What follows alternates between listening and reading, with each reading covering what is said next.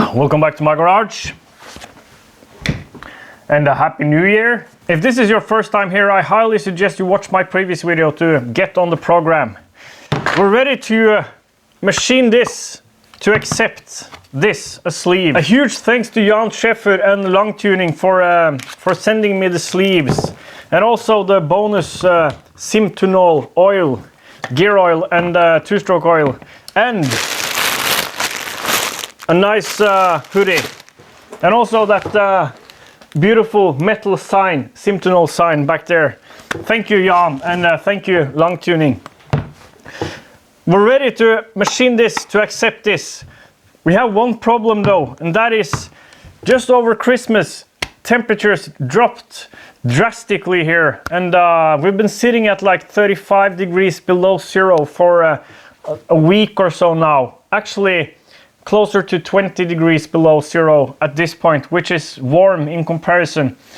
It's not really a problem for me, like I just wear more clothes. The problem is everything is frozen solid in the garage, because I just can't keep up with like in this southern part of Norway, it's not usual. We usually don't get as low temperatures, and so I need to insulate the garage better, because everything containing water is frozen solid, and that means the flood cooling system for my mill is also frozen solid.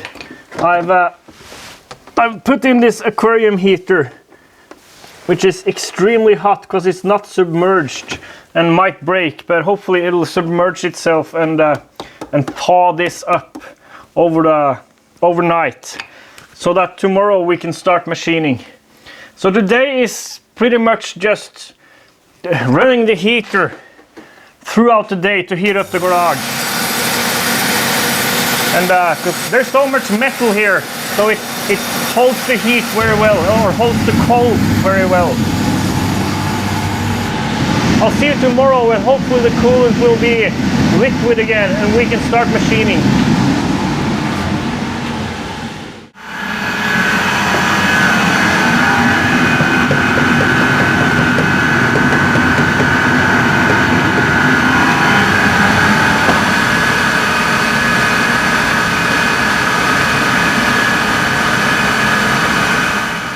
Well, it's 1.5, well maybe 2 weeks since you saw me talking about all the frozen stuff.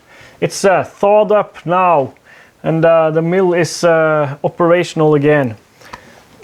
I got kind of mentally incapacitated, mentally incapacitated in a way.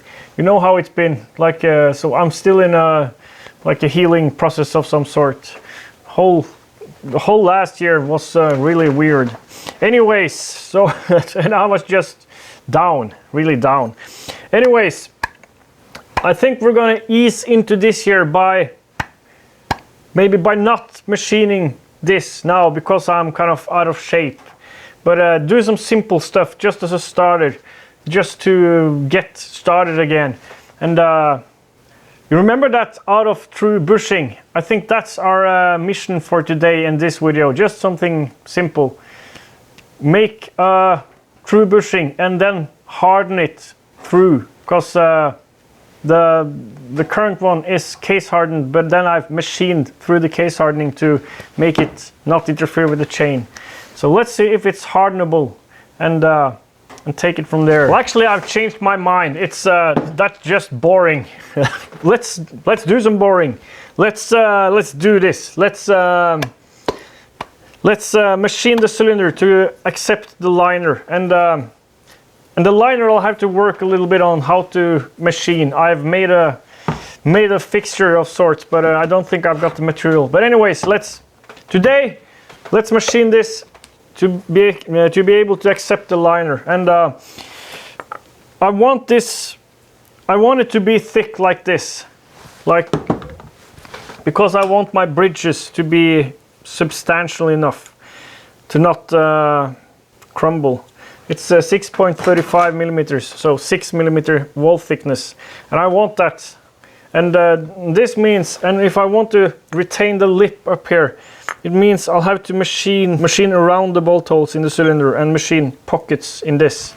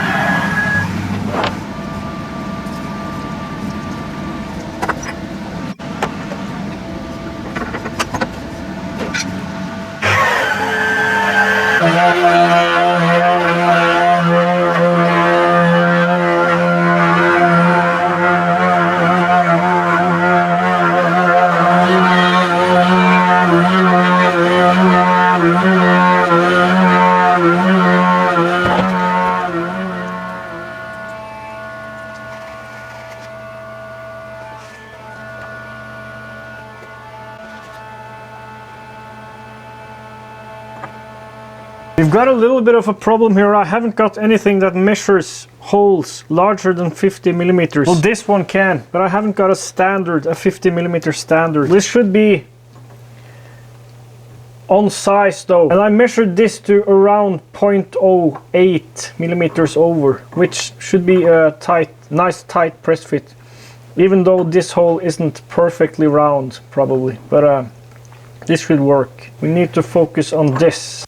Without the 5-axis machine. With a 5-axis machine, this would have been super easy.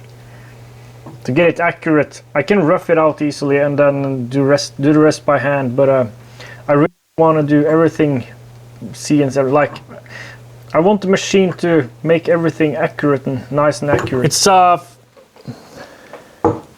god, this is cold. It's far too complicated to well, it's not far too complicated, but it's I would need to, if I want to machine this without a 5-axis machine and have the machine do like 95% of the work for me, I will have to make multiple, or at least multi-part fixtures so that I can hold it at various angles in various positions and accurately zero it and then accurately machine the ports. The other option is to just hold it like this in the mill and have a like octagonal shaped block on each side, and then I can flip it around like this. The problem is that it needs to be at various different angles to get the actual port window shape right, without a bunch of hand finishing, which isn't really a problem, but can introduce inaccuracies, and we're talking like 0.2 millimeters is makes a huge difference in a small cylinder like this. So let's not like commit to doing any of those, because regardless of my setup here, I would have to do like finish this off by hand. Let's not start doing that now. What I want to say is, if there's anyone in Norway or Sweden or Denmark with a 5-axis machine and some time next week, someone who wanted to help out. I can't remember who machined that exhaust flange for me. That was done in a 5-axis machine. So if you're watching, please get in touch, because that would be much appreciated, and we can get this done without introducing a bunch of inaccuracy from my handwork, or without having to make like lots of weird fixtures and stuff and spend like a whole week just creating something that probably won't be used that often. So that's it for now, and I'm sorry this video has been this much delayed, and so I'm working on it. Next week, more stuff next week. See you next week, and get in touch.